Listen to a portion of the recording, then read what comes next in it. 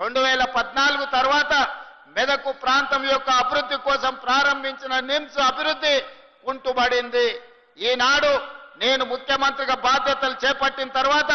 సోదరులు దామోదర్ రాజ్ నరసింహ గారు నా దగ్గరికి వచ్చి ఈ పారిశ్రామిక వాడలో ప్రజలకు అన్యాయం జరిగింది, భూ సేకరణలో వాళ్ళకు నష్టం జరిగింది, ఎస్సీలకు అసైన్మెంట్ పట్టాలకు 2.5 లక్షలే ఇస్తున్నారు,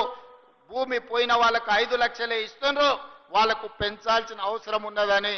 సోదరుడు దామోదర్ రాజ్ నరసింహ గారు నా దృష్టికి తెచ్చారు. ఎంబడే మా అధికారులను పిలిపించి మీరు అక్కడికి వెళ్ళి పరిశీలించి ఆ ప్రాంత రైతులతోని మాట్లాడండి, వాళ్లకు న్యాయం జరగాలి అని నష్ట పరిహారాన్ని పెంచి ఇవ్వడమే కాదు వాళ్ళని అందరిని పిలిచి మాట్లాడి ఈ రోజు భూసేకరణ కార్యక్రమాన్ని వేగంగా ముందుకు తీసుకెళ్లి ఈ ప్రాంతంలో ఇండస్ట్రీస్ పార్క్ తీసుకొచ్చి ముఖ్యంగా ఆటోమొబైల్ ఇండస్ట్రీ తేవాలని ఇవాళ హుండై కార్ల పరిశ్రమకు జైరాబాద్ నిమ్స్ లో స్థలాన్ని కేటాయించి 450 ఎకరాలు కుదొందర్లోనే హుండై కార్ల ఉత్పత్తి సంస్థ ఇక్కడ వాళ్ళ కార్యక్రమాలను ప్రారంభించబోతుందని తెలియజేయడానికి నేను సంతోషపడుతున్నా.